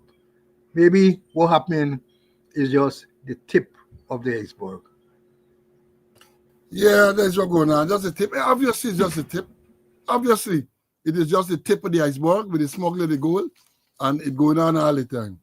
All them big, well, not all, let me correct myself. Many of the big businesses are involved in that type of illegal activity. Many of them, right? The man say children, well, yeah, you know, yeah, Aubrey. So we made the point here before on this program. When certain people are caught, there's no big mugshot with a photograph and all them everything, you know. When certain people are caught, there's no mugshot. So let me understand it, right? I ain't see no mugshot. I see something, a photograph, just go around the man's chest, you don't see face or anything like that. But let me, well, we got 15 minutes more or so. Let me, you know, we talk about corruption in this place. We talk, there's an obvious plan, right, to try to criminalize and demonize certain people in the Guyanese community, right? Once you speak the truth, once you say things that the government don't find favor with, we know you get trump up charge, you get all kind of things. They try to label you as a criminal. I guess the most recent focus of the vice president when he cuss out and abuse out on a Thursday is Dr. Terence Campbell. That is the most recent focus. The vice president like focus on certain male, black male in particular. He's a focus on Burke, Dr. Vincent Adams, now Dr. Terence Campbell, and he selects these people. Wonder why? Is it that because they are highly qualified? Them man doctors, you know, honorary or doctorate, you know, Vincent Adams, Dr. Campbell, and all them things. Them people study to get the doctorate, and they study at no Iflot University, you know. Let me understand this thing clearly. So he seems to get hung up on these people. You know, Dr. Campbell posted something here. Here what he said. And Justice, it's titled Justice. So one, on Saturday, February the 1st, 2025, Amir Ahmad made a Facebook post claiming that I called and threatened him. I am declaring publicly that I never made any call or calls to Amir Ahmad and have not done so for over 6 years. His claims are totally fabricated and were made after I highlighted a potentially suspicious transaction between a member of the Ahmad family and a senior government official. Amir Ahmad was a tenant of mine about 6 years ago. We have had zero direct contact since then. At that time, Amir was close to the Guyana police force, so close that he offered to assist with the delayed application for a firearm. I have the evidence to support this claim. I believe that Mr. Ahmad remains close to the Guyana police force. Unconfirmed reports suggest that both Ahmad and Commissioner of Police visited Freedom House today. That is, I think, a Saturday. I am placing this information in the public domain as I sense there might be efforts to silence me. I am afraid that the Guyana police force will be weaponized to silence me. I will file a report against Mr. Amir Ahmad for making a false report to the Guyana police force if they act on this scurrilous allegation. Then, before I dissect that, there's another post from Dr. Campbell. He said, I was a vicious critic of the coalition government. Today, I regret that vicious criticism. The Jagdeo government is a government of hatred and evil. The state apparatus has been weaponized against me with a spurious allegation. Soku is now being weaponized against me for money laundering. Thank God I pay Cohen Renzik approximately $20,000 per year to disclose every cent in a 300-page tax return to the IRS. Jagdeo and Karimbash, bring it on. I have nothing to fear. Mr. Jagdeo is afraid of his political future, so he will defame and attack anyone coming into the political domain. Mr. Jagdeo is also the epitome of evil. As I watch the evil stalking the land, as I watch freedom of speech destroyed, as I watch corruption destroy state resources, as I watch Jagdeo attack successful Afro-Guyanese, I miss the coalition. Hell, I even miss Joe Armand. Now, who is Amir Ahmad? In the statement written by Clifton Ikin, the now Commissioner of Police, on the 20th of May, 2024, and this is a statement given where he was trying to justify to the Financial Intelligence Unit the deposit of money made by Brutus, $44.4 million, I think it was, right? He wrote part of the thing. He said, between the 1st to the 10th of November 2023, I received cash from Amir Ahmad, one even the same man, in a large envelope. This is what Ikin wrote, you know. This is what Ikin said.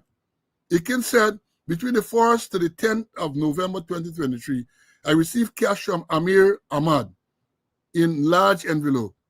I subsequently counted the cash, and it amounted to $8,500,000.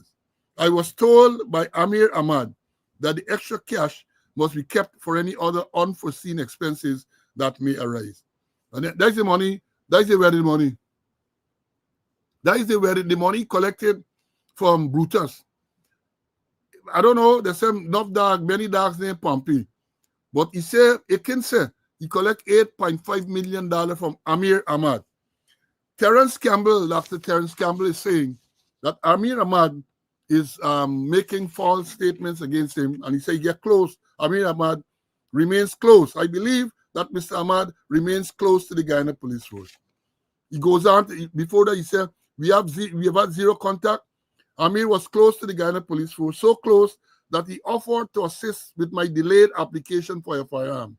He has evidence to support that. One is the same Amir Ahmad now. And here, let me say this before I begin, Mr. Conway. We talked about reports being made, right, to the police about threats. If it is that Amir Ahmad made a report to the police that Dr. Campbell threatened him, before you can take any action, let me tell you what the correct police action is. You entertain the report, right? You make a record of the report. Amir Ahmad has to be invited to provide a detailed statement in relation to the report. Is this man threatening you? How did he threaten you? Did you meet him face to face? Did he threaten you? Did he use a telephone? If he did use a telephone, what is the telephone number that you received the call on? All of these things have to be gone into great detail before you can even say that you're going to investigate and going to arrest. You have to get a proper statement from Amir Ahmad.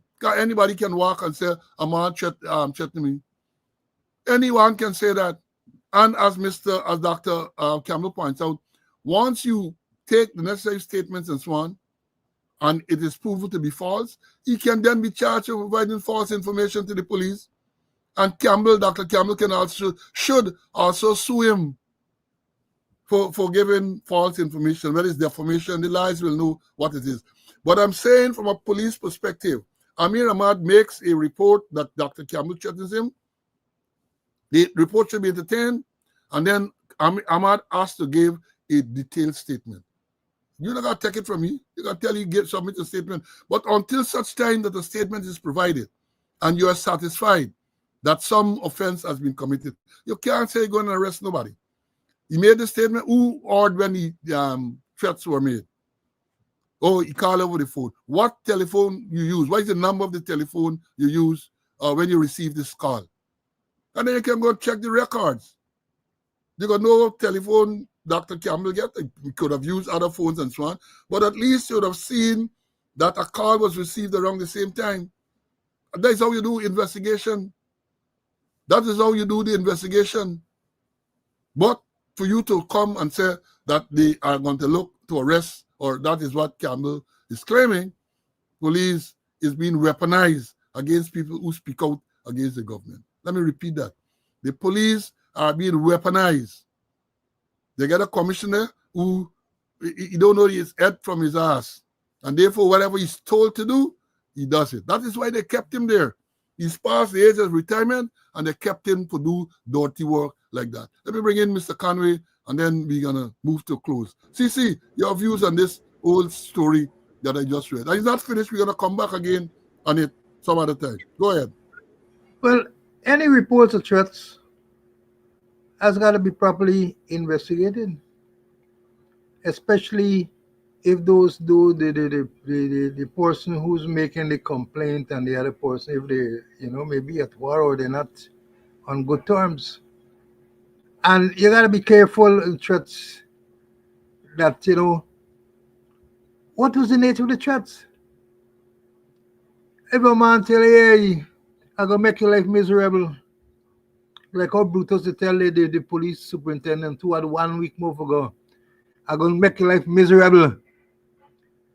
And he transfers you to training school, and then she go in the wicket and move on to retirement. That any report of threats has got to be properly investigated, thoroughly investigated. And then the person who the alleged threats made against, were you afraid? And if you were afraid, what you did? Threats, yes, I agree, gotta be taken seriously, but there must be proper, meticulous investigation in dealing with threats. And this Amir Ahmad, yes, Paul, you mentioned that in the confirmed squad statement, he said, hey, collected $8.5 million for Brutus' wedding. Is it the same person? Is it the same person who complaining about threats? Is it the same person who's complaining about threats? Could it be a state of a quid pro quo? Hand wash hand? Something for something? Remember they nice you up? Remember they give you $8.5 million? No, you gotta come to me assistance. And you might very well get more. So the whole thing is that what they're doing, they're weaponizing the police force. Weaponizing the police force. Using the police force for political reasons. Using the police force to do all sorts of things, and not really to do what we call police work. To work within the ambits of the law. And there's where the danger lies, that they are weaponizing. Since you talk something about the government, they're against you. They say you're enemy of the state. They get Prem Narayan and them to come behind you, to monitor you. I remember I said at the last session, I said that Prem Narayan is a marksman. Prem Narayan does hit the target with deadly accuracy. Prem Narayan does play on all kind of ranges. He's a triple jumper, and maybe he should go to the Olympics.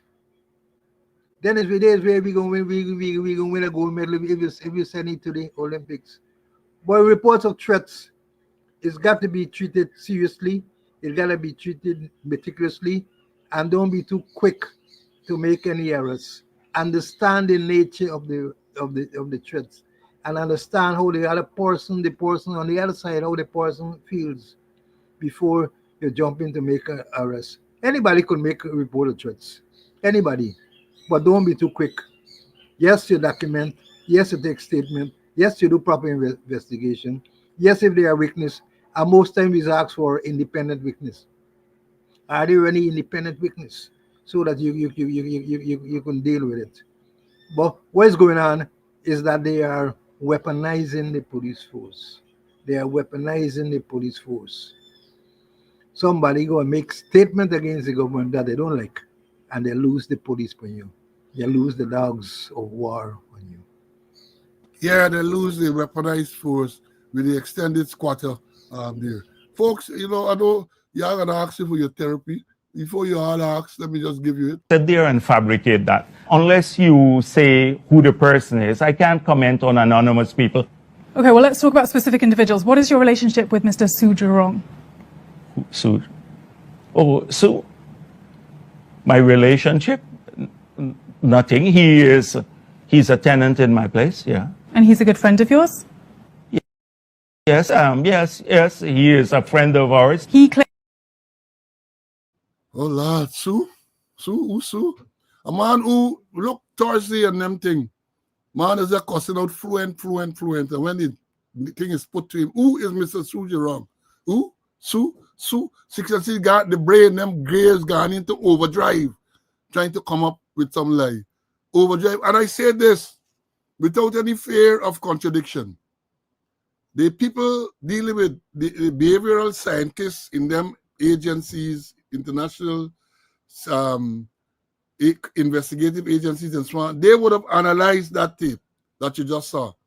And they would have come up with a conclusion as to whether Jack Joe was telling the truth or not. They would have analyzed it. And trust me, those agencies or the governments to whom those agencies belong, they would have got a complete report. Professionals would have looked at it. Body language people and all, they would have looked at it and they would have come up with something. They would have come up with it. So that's the story. That's the story. These people involved in that kind of thing, and then they like to project. Somebody tell you you're a thief, you become them as thief. If they tell you, say, that you are a criminal, you become them as criminal. Look what has been revealed now. Those acts are criminal acts with the gold smuggling and the land acquisition and all them type of thing. Thing passing under the table, quid pro quo. You ain't going to talk about that. You're going to attack Dr. Campbell.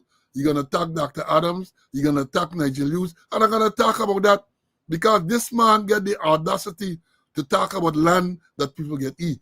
Let me give you all a little, you whet your appetite when we come again next. Right? When we come against next. So that is the thing for today. We have had a good session. I can deal with Rambo Rose M.